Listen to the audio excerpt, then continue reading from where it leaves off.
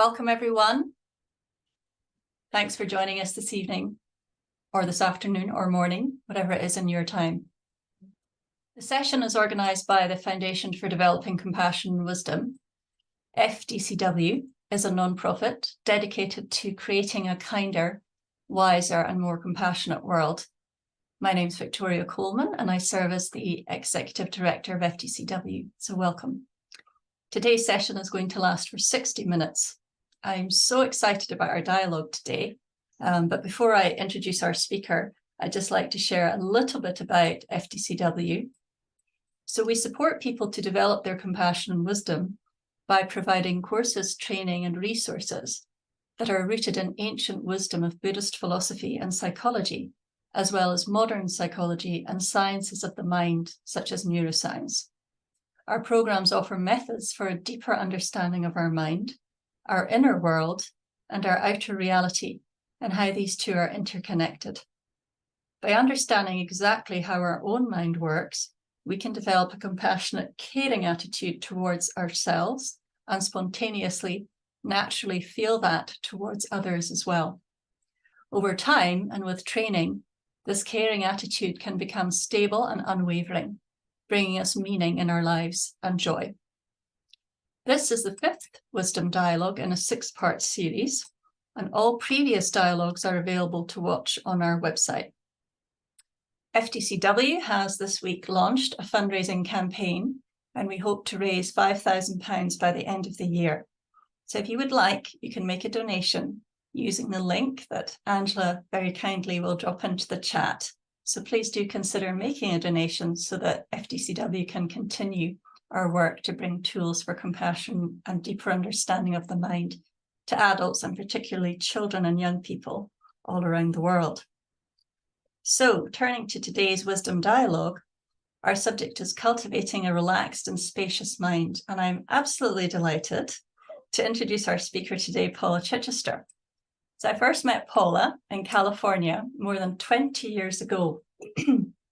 I'd heard about this strange woman who had completed 2 solitary retreats, and each of these retreats lasted more than 3 years, which I found pretty surprising. And I was expecting, before I met her, to meet someone who is very serious, very high-minded meditator. And instead, I found her to be completely approachable, fun, relaxed, loving, open person. And we had the privilege of traveling to Africa a few years later, working on a project together. And I've learned so much from Paula over the years, and I'm delighted she's joining us today. Paula is a student of healing through body work and also yoga and dance and meditation, and has studied Buddhism since she was a teenager. She's known for leading experiential Buddhist meditations that are based in breath and body awareness. Paula gave up her livelihood, her home, and her family in 1982 to devote her life to intensive practice and study in isolated places for 35 years or more. Her university training in systems approach to ecosystem management and earlier years of yoga, qigong, holistic healing, and dance has transformed and informed her adventure into the world of traditional Tibetan Buddhism. She's blending many approaches. So Paula is now a highly respected teacher, meditation retreat leader, and also professional singer who's recorded over 35 songs for retreat. Welcome, Paula. Well, that's a lot of things to look up to, actually. Yeah, no, Victoria's an old friend, and I love to. It's very easy to do these dialogues with her because she makes it so easy, and yeah. So I'm happy to be here. I'm here at Land of Joy, which is a retreat meditation place in the north of England, almost into Scotland. And it's a beautiful place, and you can see it's a big old house. There's a fireplace with a fire going, and actually have a couple friends here this evening because we're starting a retreat tomorrow.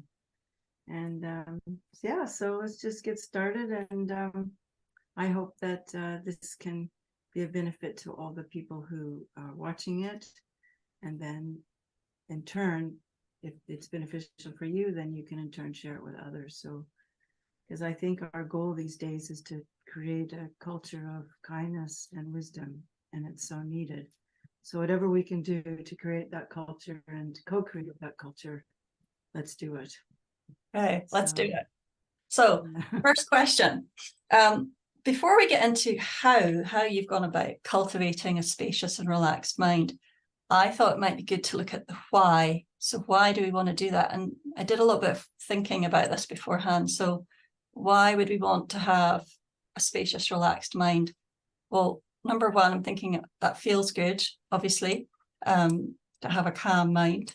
And number two, it can help us be less triggered by daily upsets, problems that come up in our life, or even negative thoughts or emotions that come up for us. And then three, it's if we have that calm understanding and that spaciousness, it can form the basis for inquiring into our true nature, who we really are, and understanding how we exist. So how do you think, why do you think it's helpful to create a spacious, calm mind? well, the three things you said are perfectly right. I would just add to that what's important about having a spacious mind is we develop awareness about what we're doing and what we're thinking, so that we love how we treat ourselves and how we treat others. It's like we said, your goal and my goal is we want to create a culture of kindness, and so that starts with us. And so the more space we can put in our mind, and the more chance we have to pay attention to our thoughts and our feelings, and particularly what we say and what we do, so that when impulses come, we don't have to follow them. And when we develop more space in our mind, we begin to realize, I think the most important thing is that what enters into our mind is just a thought. It's just a feeling. And I think most of us believe everything that comes in our mind is true. But as we were meditating this morning, the mind is actually has no form, and it is just this kind of clear space. I mean, that is the nature of mind, to be clarity and space, and it has the capacity to know. And so it's like the mind is like it's not a blank slate, but everything that's in the mind is there because it's a habit that we created. And so we create these habits over time, particularly in childhood. We create habits of how we feel about ourselves, how we're taught to look at the world, how we're taught to see other people, the values that we have, and everything that we've, as children, we just soak it up. Then that's what we know, and we know that, and we think that that's the way it is. But that's not the way it is. It's just the way our minds have developed, and the patterns and imprints that are in our minds. And as our mind becomes more spacious and open, we begin to realize that, oh, that's something that isn't necessarily true. Something I believed all my life about certain people, or effectively about myself, that they're just stories that have been told to me so many times that I believe them, but they're just stories. And they're not true stories. And we can learn to choose between the stories that are real about ourselves and the stories that we adapted, just to survive our lives. And then we can begin to create new stories. And that's what it's all about, is creating. Well, what I mean by that's what it's all about. I mean, that's what creating a healthy inner world and a healthy outer world is about, is learning to see things without it going through the filter of the stories that we learned when we were children about how things are. And then we can begin to really change. So like as a thought comes up, you're looking at the essence of it and not being sort of driven around by it or following the narrative of it. Exactly. You're just, because mind has no real essence, and so when we begin to, well, through meditation, or maybe just even through running or sports, or anytime you let your mind stop working, but let the mind just be still, you can begin to see that mind isn't permanent, or it's not fixed, it's not set, that it's very, very flexible and changeable, and that we can, with practice, we can create whole new habits and experience ourselves in all different ways, and even see other people in different ways, and we begin to see that, the way I think about something, it's just the way I think about it. It's not necessarily the way it is, and so then we can begin to be more attentive and listen and be open to other people's views.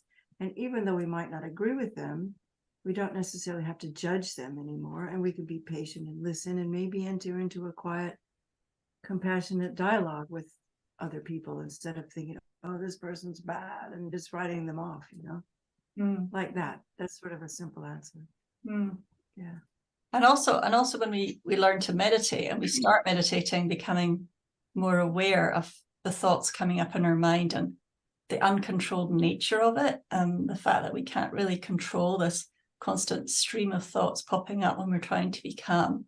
Do you have anything to say about how we go about that? Like, is it a gradual process, dealing with those thoughts? How do you tame the mind without like agitating it? Mm-hmm. Well, it just takes time, and it takes the first thing it takes is a motivation. We have to be motivated to do something. People get motivated to lose weight, so they go to the gym. You have to be motivated to want to know more about your mind, and then set aside a bit of time to do that. And in the beginning, it's not that easy, but with the proper motivation, and also it's good to have a little bit of understanding about how the mind works. Like I just said, the mind is formless, it's clear, and it has a capacity to apprehend, to know, to register. And so if we realize that, then we can begin to sit and be with it. But I think first you have to have your motivation. And secondly, I think the most important thing is to start to cultivate an inner experience of kindness towards yourself. Because when we first sit down to be with ourselves, for most people, it's not that comfortable to be with ourselves. For most of us, we've incorporated all these voices that we heard growing up about, well, you're not good enough, or you're not pretty enough, or you're too fat, or you're too this, or you're too that. And so our inner sense of who we are isn't necessarily so inviting. So you sit down, and and also our minds are really speedy, and it's hard to calm down. So that's why we focus on the breath, because breathing helps us to relax our minds, doing controlled breath meditation, and then to begin to develop kindness. I think for so much of us, if we think about sitting and being still, we don't feel kind towards ourselves. So how I began was I would remember people that I do feel kind towards. Like I can sit down and think about people that I love, and then begin to kind of actually let myself feel that soft feeling that I feel for people that I love, or situations that I remember, a good time that I had. And then, because the mind can be cultivated in any way you want, then once I have that feeling of kindness towards someone that I remember, or gratitude is a really, when we have gratitude, we think about things we're grateful for, or things we feel kindness about. And then we allow ourselves we may need someone or something to think about, but actually the feeling comes from me. The feeling isn't that person. That person is just the catalyst, or that experience is the catalyst for me to feel this warm feeling in my heart. And then I can let the experience of that person drop away, and then just be sitting with a sense of gratitude and kindness. And that helps a lot in beginning to sit, is to just create a sort of more inner world where it feels more inviting to just be still with myself. Right. So then it becomes more pleasurable or pleasant to that's meditate, and makes you want to do it again, right? Yeah. And also just start very quick, very 5 minutes, 10 minutes. Okay. Don't push it, Yeah. Or also, like in the Buddhist world, we often have prayers or something that we say that does motivate us. It helps us to inspire us to want to sit, because we really need to inspire ourselves and motivate ourselves, and be willing to take time out to not look at our phones and not be busy, and sit with the feeling it's a bit uncomfortable at first, you know, but in the beginning, it might be a little bit uncomfortable, and we can feel all the rushing around, the mind going everywhere, because we never really stop to pay attention. And the mind's job is to constantly be thinking and doing a little bit of a break, you know. It's like giving your body a rest. You need to lie down sometimes, but you need to let your mind rest too. And if it doesn't rest, it doesn't matter. A lot of people have the misapprehension or mistaken notion that meditation means you need to stop your thoughts. Well, nobody can stop their thoughts. The point is to just allow yourself the time to just let them go. Just let them come and go and do whatever they're going to do. And don't try to control them. Don't try to do anything with them. Just sit and watch. You know, that's all you have to do is sit and watch and pay attention and breathe. And you don't even have to add this added experience of kindness and love if you don't want to, or if you can't. But just take the time to just sit and be with yourself and see what comes. Experiment. Be curious. It's a type of curiosity. And if we use our breath as our anchor, breathing in and breathing out, you know, and if you want a little bit of help, one of my Vietnamese, Thich Nhat Hanh, and he says things just like, breathe in, I'm present. Breathe out, I feel love. Just really simple things. Breathe in, I'm safe. Breathe out, I'm love, you know. So there's different techniques, and it's maybe good to find one that works for you, because the other thing about meditation is that it's a very individual practice. It's a very individual activity. And so, no, it's you, it's up to you. You know, there's no right way or wrong way. All we're doing is taking a moment to time out, just to be still and have a look and see who am I, you know, and don't have the idea that I'm going to judge it, you know, oh, that's a bad thought, I can't think that. Just let it go, because the only thing you really need to do to meditate is to pay attention. All you want to do is pay attention. When your mind's, you know, when you catch yourself planning tomorrow, just bring yourself back to the present. It's about learning to be present. And the more we can learn to be present with ourselves, the more we can be present with others, and we can listen, and we can open to other people, and life becomes much easier. Yeah. That's really helpful. I see that someone has their hand up. Do you have a question? Is it Vanya? Do you have a question for Paula? Would you like to ask it? If you unmute yourself about what we're discussing. Let's see. Maybe she's put it up by mistake. No, sorry. I try to listen in Italian, but it's difficult. I don't know how to manage. Sorry. Okay, no problem. So turning to something else now, Paula, slightly different. So during the retreat that you just led, which I was lucky enough to be present at, Deki Lee Oldershaw shared one of her techniques called transformative mindfulness methods, which shows us how to unblock energy and unhelpful emotional patterns that are held inside the body. I mean, I find her method pretty powerful myself, and I know that some of our facilitators at FTCW work with these techniques. So how important is your body in cultivating this kind of spacious awareness of our mind? It feels like the body has an intelligence. It's part of the mind, almost a consciousness, and it's not just in our brain alone. And I know you work with yoga, qigong, other bodywork techniques when you do retreats. Can you share a little bit about that? Well, I think for me, I first really discovered meditation in yoga class. You know, I started out doing yoga before I started meditating. And I think when we do Sravasana, especially because I had a teacher who was this is a long time ago, you know, like 45 years ago or something, you know. And this is when it was still very rooted in Indian spiritual tradition. It hadn't become, I mean, not that many people did it yet, you know. I'm talking about the 70s. And so my friend, Michael, what was his name? Maybe it doesn't matter what his name was. Michael Davis was his name. And he actually had been in India and studied with a very Jessica Char, who was he was a very highly realized yogi, I think. And so he could bring that spirit to the yoga class, and we would always end up with the last thing we do before Savasana was the fish pose, where you stretch and you open up your heart. And something about that would just open my heart, and then we do Savasana, and I just noticed that my mind would just stop, and it was so peaceful. And then later, when I started meditating, I would remember the experiences that I had in yoga, and what we learn in meditation, and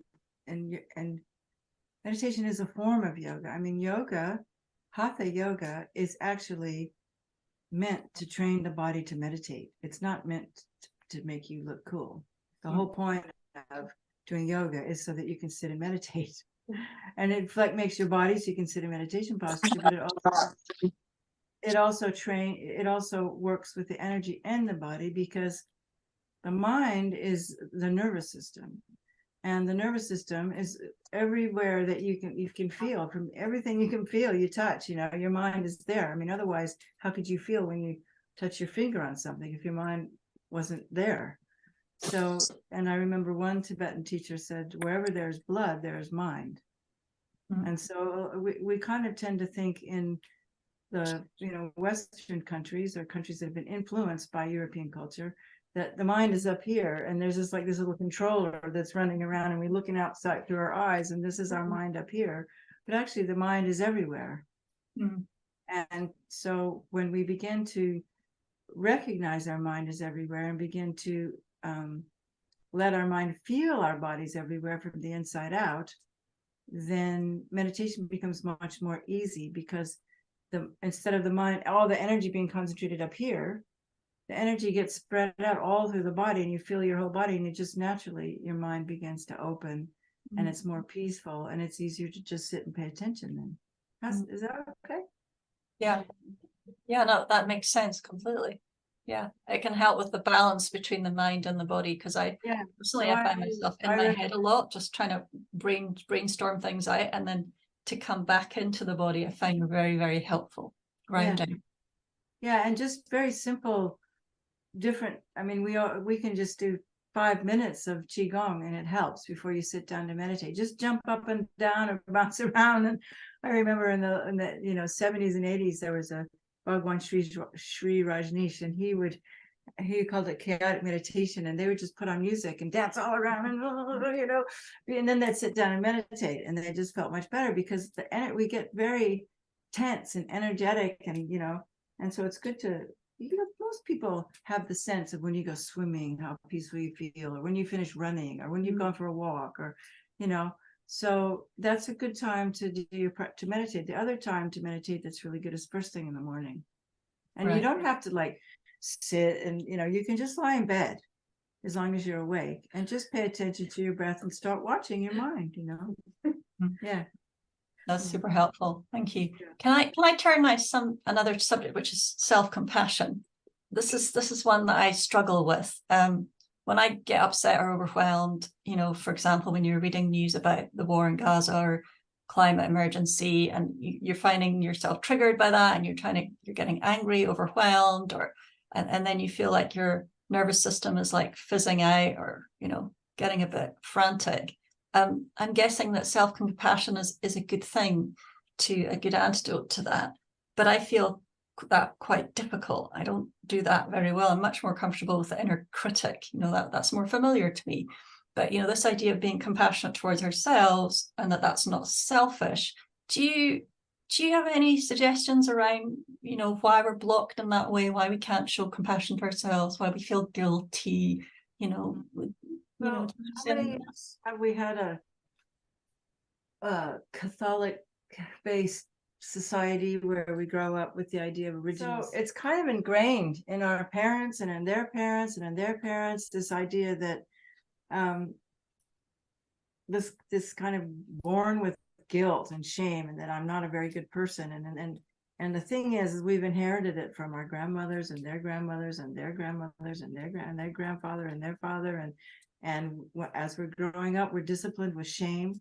We're told we're bad people, and I know that's changing, but most people are still taught that when they're very young, that they're not good people, and that and whenever you do anything wrong, you're told you're bad. And so we live with that. And this is why sitting down to meditate is not easy, because our inner world, that story that we've told ourselves, who we've created, our persona of who we think we are, is not based on who we truly are, but all the voices that we brought inside of ourselves when we were young. And so it takes a while to change that. You know, the mind is formed from habits, and we just have to create new habits. And so what I said earlier about if we can think about compassion for others, you know, you sit down and you think about the people in the wars that are having their, you know, and what asks you to, what emerges from you is this sense of, oh, I'm so sorry. I wish, you know, you want to help them, you know, or just when you see people on the street that don't look happy, people on the bus or people on the tube, you look at them and you just have this feeling, oh, wow, you know, and then it's the same thing I said before. You just learn to give it to yourself. It's just something that we have to train and to work with, because it doesn't come natural to us. We weren't born like in other cultures where there's reincarnation, where a little baby comes and it's like, oh, look at this wonderful person. I wonder who this is. Let's like love them and let them grow up. And, you know, we're born with, oh, here's this person that I'm going to like mold, and they have to be who I want them to be. And, you know, we get like that. And so it's not impossible. But there is a practice, I think you asked to do it at the end, that we call taking and giving, where we think about people that are in a situation where we want to take away their suffering, and in our heart we want to give them love. Well, a lot of people say that we need to start that with ourselves. So we have to begin with ourselves and think about the part of me, because, you know, there's different parts of ourselves. We have different voices in ourselves. So there's the part of ourselves that still thinks, oh, I don't deserve this. But then we have a higher part of ourselves that can say, well, yes, of course of course you're a person too. You deserve to be loved just as much as anybody else, you know. And so then you can take the two parts of yourselves, and the one that feels not so worthy, you can use the other part of yourself to give it its worthiness and its love and its care. And slowly over time, then the brain will set its new neural pathways to have the new habit of feeling love for yourself. And it's really possible. I mean, I've done that, you know, I know everyone else can too, but it's just something that I would say, if you're going to have a morning meditation, that's more important than just sitting and looking at your mind. It's important to begin to sit and give yourself the care and the love that maybe you didn't receive or wasn't part of your culture, but let me take it now, you know. And if you need to visualize it imagine coming from someone outside of yourself, like you remember a grandmother that loved you or somebody that loved you. Everybody's different. You can find a way to feel that for yourself, and then you just let yourself sit and be with that. Yeah, so like when we talk about feeling our pain and acknowledging it, and most of the time what we're trying to do is deny the pain or distract ourselves by going out to buy something or going on a trip or traveling, the new thing, the next new experience. So it's not that easy to sit with the pain, and then you think, what's on the other side? Do we ever heal all our pain? I know you've followed the work of Gabor Mate and his views on trauma. Do you think it's possible to completely heal our pain? I do. I don't think that the experience goes away. We'll always remember the experience, but our reaction to the experience can change. We can change the narrative. We have a story, you know. I mean, one of the things that Gabor Mate says, he says, trauma is not the fact that you fell and hit your head, but it's the concussion that happened afterwards. It's how we tell ourselves the story of that trauma, because some people can go through an experience and not be traumatized by it, but other people have the same experience and then be really damaged inside by it. And so the idea is to know what those stories are. Go back and look at the stories. Why did I tell that story? Where does that story come from? And a lot of times it's not your story. It's a story that came from somebody else told you how to think about that, you know, or maybe there was a story already inside of you that just got amplified by this. You know, maybe you already had a smaller sense of, you know, I'm no good, but when this other thing happened to you, you made it big, and oh, this happened because I'm no good, you know. And so then you keep that story, oh, this happened to me because I'm bad, but really it happened to you. Who knows why it happened to you? It's not that reason why it happened to you. You know, there's a lot of reasons why it happened to you. And so I think we just have to go back and retell those stories and realize that so many of the things that maybe we feel guilty, we feel bad about, we didn't do them because we were bad people. We did them because we were surviving a situation we were in, and that was the best tool that we had. We were doing it out of compassion and love for ourselves.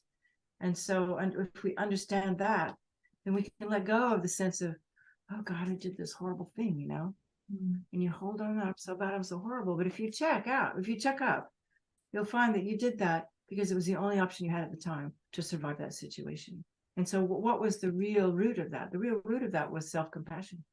Yeah. And so then you can work with that, you know. So it's like you're almost trying to make friends with that inner critic, that voice that's commentating and critiquing what you're doing, what you're thinking pretty much all the time. I remember reading something Lama Yeshe wrote about this, where he said, you know, you think you're doing an activity, you think, yeah, this is going well, I'm doing well. And then this voice goes, no, you're not, you're terrible. You're not as good as that other person. You're not doing it so well. And this sort of arguing mind that says, yeah, I'm doing okay. And then it comes back saying, no, you're not. It's dualistic. And it's kind of there all the time. And you kind of have to make friends and recognize that. And when I read that, I thought, oh, it's helpful to know that I'm not, that inner voice isn't really the true me, if you like. No, it's just a voice. It's just something that somebody told you enough times that you brought it inside yourself.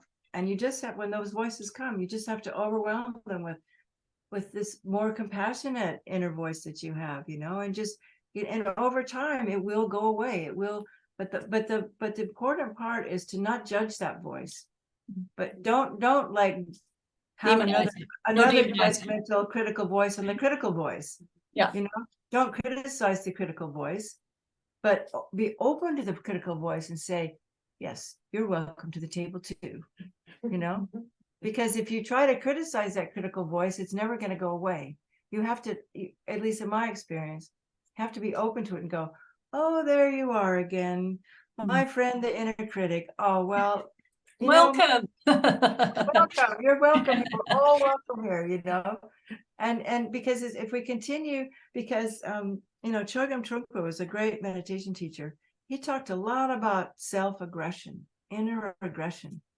And we all, you know, that's the one thing that we really suffer from is this aggression towards ourselves. And he, you know, his teachings on meditation is the most important thing, is to create an inner world of kindness and recognize that aggressive voice and just realize that all that is an old tape. I mean, he didn't use those words, those are my words, but it's just an old voice that we have to welcome and embrace and then let it go, you know. Yeah. It's like a child. It's like a 3-year-old child who's hungry and tired and complaining. And we just have to pick it up and, okay, I hear you again, you know, but you don't have to, it's not you, you know, that's the main thing. You are not what you think, right? Yeah. And I find this quote from Lama that really resonated with me. He said, when we start to meditate, we discover to our surprise that we can actually start to control small things that we couldn't control before, which encourages us to go further. And we realize that far from being weak people, we have fantastic abilities and potential. We can stop thinking I'm hopeless, I can't do anything.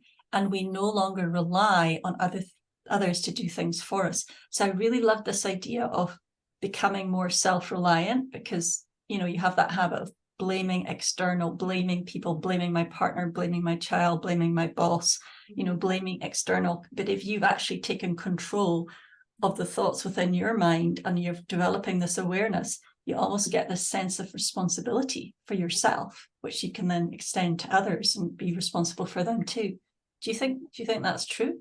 Yeah, completely. I mean, I think the biggest mistake we make is blaming other people for our experience. We can't blame anybody for our experience. It's our experience. I mean, they were a condition for it. You know, they were there that day that, you know, this happened, but my feelings are my feelings, you know, and I don't have to buy into those feelings. And, you know, quite often it takes a while to recognize things. Like we're still operating on our old habits, and maybe the old habit kicks in, and it's maybe later that we realize, oh, I forgot, I did that again, you know. And then you just accept, okay, I did that again, and you make a little note. Oh, well, but maybe next time I'm going to remember to be kind. So you stop and you take a few breaths and you breathe that kindness in, and then slowly over time, you know, things change. But I think the hardest part is getting into blame. Either you blame yourself or you blame somebody else, and it's that judgment. And that's what gives us the hardest part, is wanting to blame somebody. There's nobody to blame. Shit happens. You know, every day. And all we can do is learn to control our inner world and just be, okay, this happened. It's really a drag. What am I going to do to get out of this? You know, do I need to apologize to somebody? Do I need to, just find a solution that isn't based in blame or shame or guilt or aggression, you know? Yeah. And I guess if we're gentle and kind and patient with ourselves, we're going to then take that to the people around us as well. I mean, that's what Lama said, isn't it? That's one of Lama Yeshe's famous quotes, you know. And if our world leaders were more like that, I mean, we might have quite a different planet on our hands. So, you know, there's a reason to start practicing this kind of meditation to try to. I think most everybody has a little hurt self inside of themselves that needs to be healed and loved, and the differing degrees of it. But the more we can come in contact with that part of ourselves and let it, first of all, don't hide it anymore, you know, and then listen to those voices and heal them as best we can with ideas, with talking to yourself about, well, that was the right thing to do at the time, or, you know, this is the best thing I could do at the time, or, you know, treat yourself. I'm not saying let yourself off the hook or just, you know, make it so that whatever you do is okay. Whatever we do isn't okay. You know, we have to have certain values and morals in our life, and to be ethical and to be kind to other people. But when we make mistakes, it's not the end of the world, you know. Right. And do you think as the more we practice our meditation, the more our own psychological blind spots are revealed to us? I mean, Lama Yeshe talked about becoming our own therapist. Do you think that this meditation actually can lead us to, I don't know. It does, but it's also helpful to have friends that you feel comfortable enough that'll also point it out to you, because there's a lot of, you know, we all have a lot of denial. We've learned to deny certain parts of ourselves just to live with ourselves, and we might not see it. You know, it's usually people who are mean, they don't realize it. Right. They're just acting out of a compulsive behavior, you know. And so sometimes it's really helpful if we're open to listening. Like, I mean, one that's, I think, a job in relationships sometimes. I mean, not in a blaming way, but just the other person I really like a lot is Marshall Rosenberg and the compassionate communication. And the idea is not that you said, oh, when you did this, it made blah, blah, blah, you know, it's more like no blaming, but just being able to sit. Could we talk for a moment and say to someone, you know, when this happened the other day, and you know, when you behaved in a certain way, you know, you can say la la la, it made me feel really hurt. It made me feel unloved. It made me feel abandoned, or however it made me feel. And so maybe we could just ask to talk to talk about it a little bit, you know. And in the same way, you can ask someone to do that with you, so that you can hear and listen and don't be defensive. Just be open. Try not to try. I mean, I think the most important thing that meditation does, besides trying to help you be kind inside, but also to recognize that agent, you know, that mind, that I, that sense of me, you know, like, he hurt me. Oh my, I have to do something about this. And then you want to get, you know, lash out at somebody because they hurt me, you know. Mm-hmm. So you begin to experience that even that sense is a thought, and that can be more relaxed, and you can just, and when that gets punched, you know, you can go, oh, there's that one again that feels so, you know, that gets hurt so easily, and that feels so self-important, and maybe rather than just reacting to that, I can sit down and like loosen up around it a little bit, you know. Yeah, so you're loosening the grip of that small ego into something that's a little bit more universal. Yeah. Does anybody have any questions for Paula on what we've discussed and heard so far? If you have, then please use the icon to raise your hand, and then you can unmute and ask Paula your question, or you can put it in the chat if you prefer. Just see if anybody has any hands up for anyone. Don't see any questions. You see any hands up, Angela? No, it's all crystal clear, Paula. Well done. Great. I would just say that, you know, the most important, I mean, probably most people here have a meditation practice, but just try to be regular about it, you know. Just try to be, see it as something. I think the first thing we have to learn is that it's okay to take care of myself. You know, it's really okay to take care of my mind. And it's okay to take time out for me. And especially if you're a mom, or, you know, you have a busy life.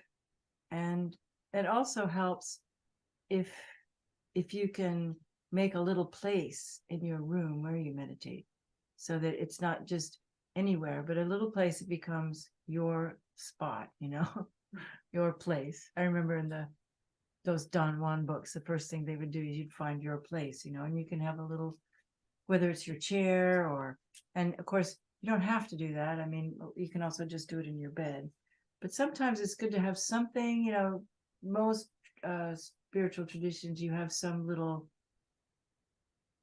you know, a Buddha statue, or a statue of, or your favorite rocks, or a nice painting, or something that just kind of reminds you of that inner world. Because what you're doing, it's like being a gardener. You're just growing your inner garden, your inner world, and it takes, you have to put energy into it. You know, you have to put the fertilizer down and plant the seeds and pay attention to it every day. And it's like that. So you're just growing this garden of inner kindness and peace, and it just takes steady attention, you know. And it may not seem like it's doing very much, but over time it will, you know, with a little kindness, a little bit every day. And maybe you just do it on the bus or on the tube.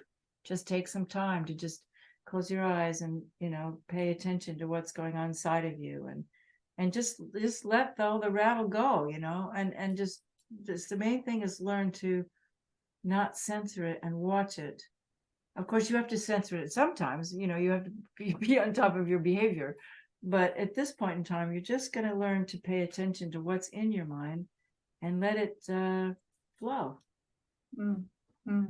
That's really helpful. Thank you. I was interested in narcissistic.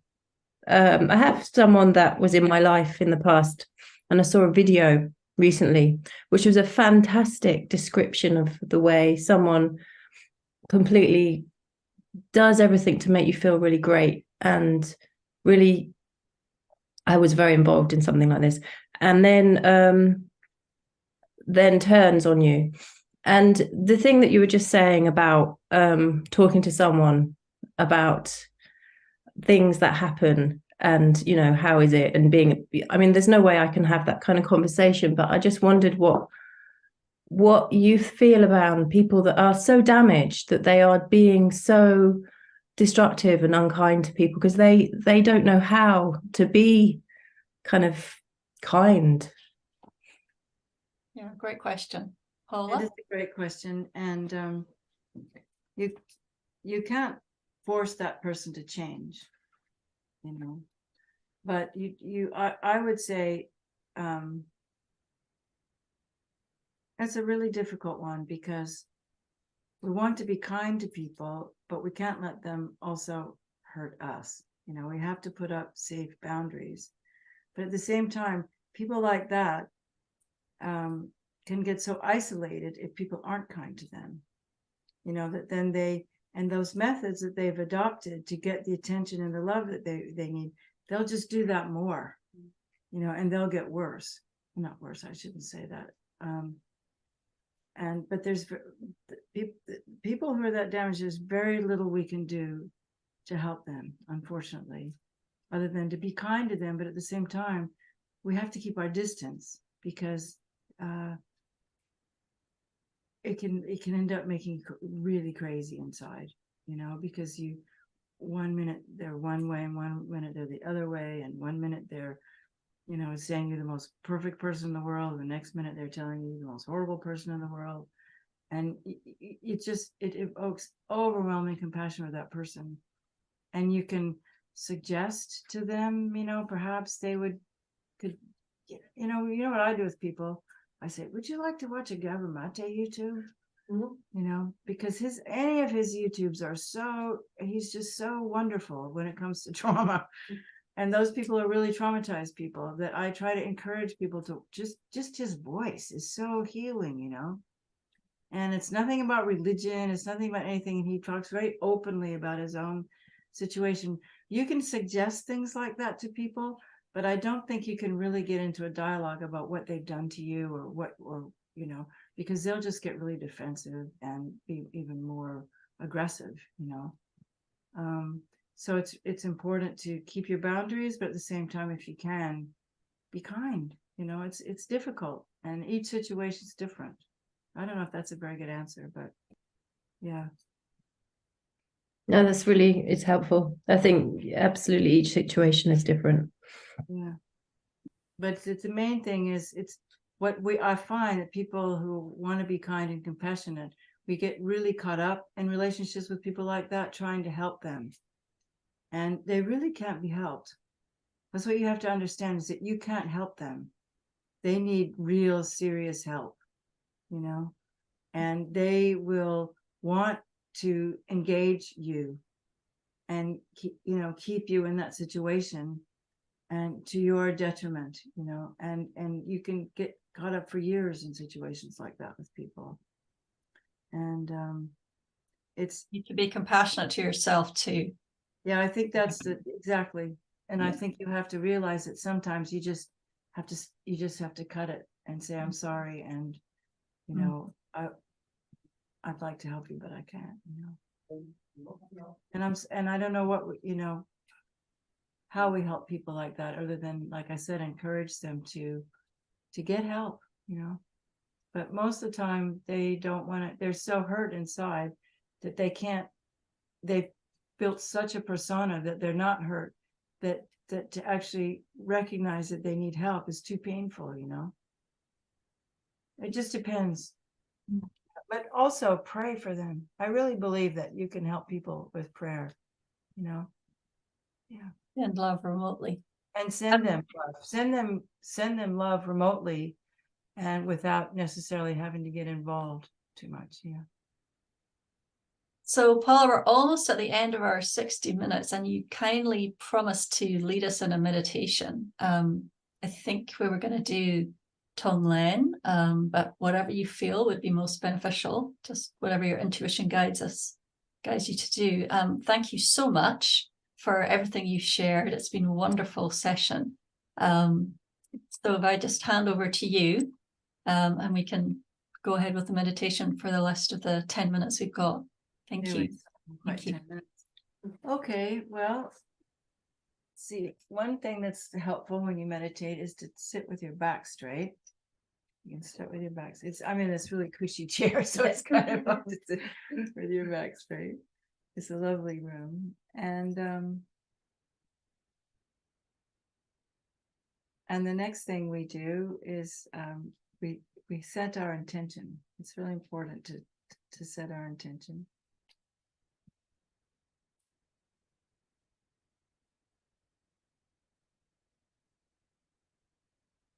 And I think in this case, our intention is to generate awareness of what's happening within ourselves, and also to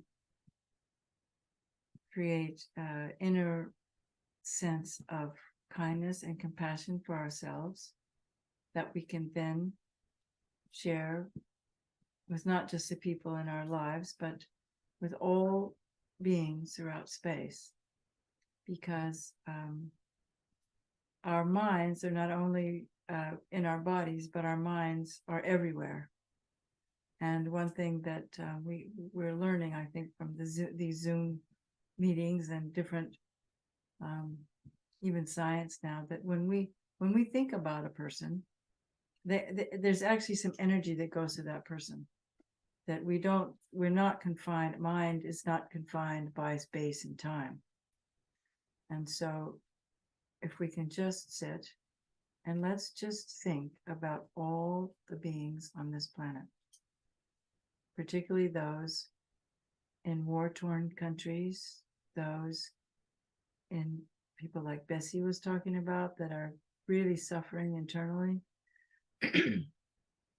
people who are hungry, animals, and all the animals, all the spirits everywhere.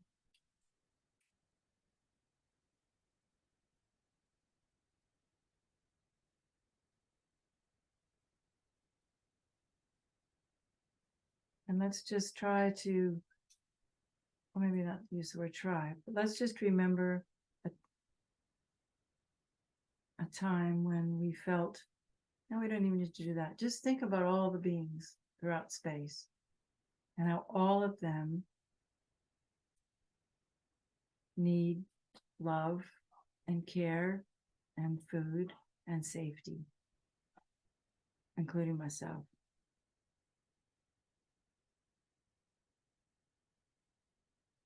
And then we're going to focus on our breathing.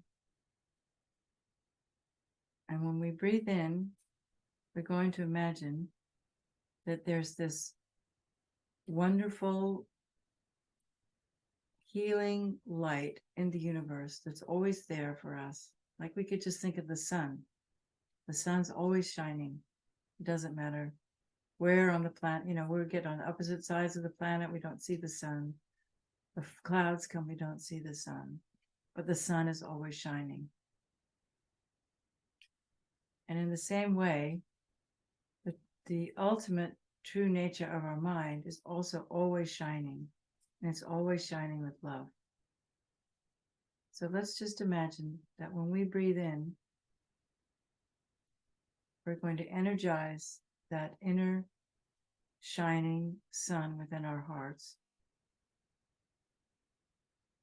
And first it fills up ourselves with the experience of love and safety and care and shelter, and all our needs are cared for. Everything starts in imagination. So if you don't feel anything, it doesn't matter. Just imagine that you're breathing in this warmth from the sun. That's this healing, loving light. And when we breathe out, we share it with all beings throughout space. And allow our sense of our mind to spread out as far as you can imagine.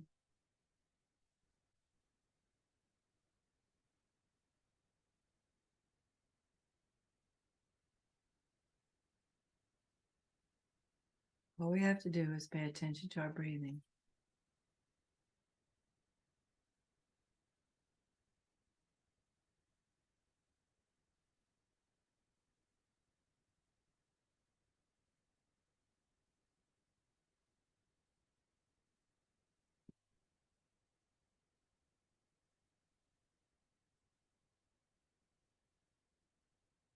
Because this universal love is available to us all the time.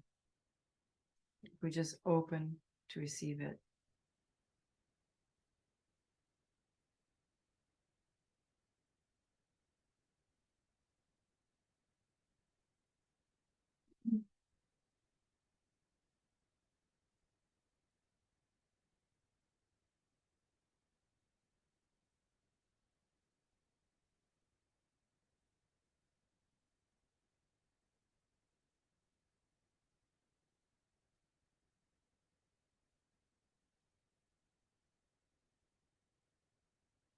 You can imagine feeling your body filling up with warmth.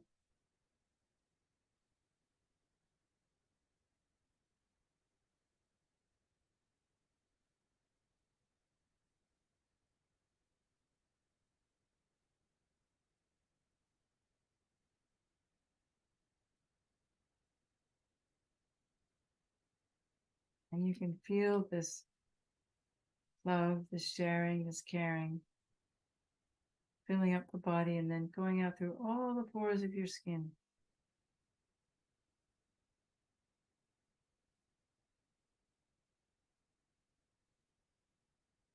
So you almost feel like your body is lit up, like you've been plugged into a light bulb.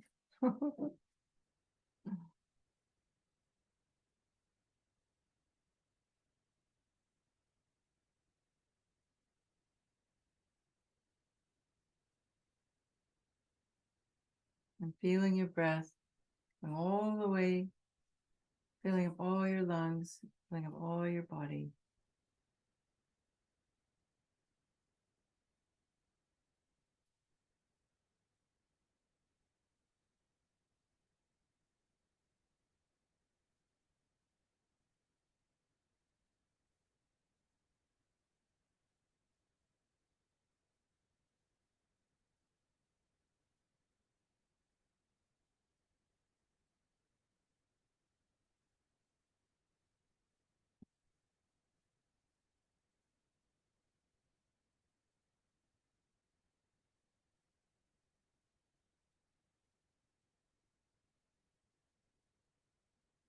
If it helps, you can begin with the people that you love and sending it to them.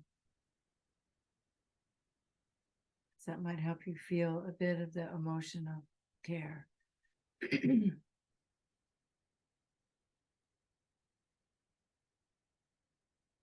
we don't have to do anything else.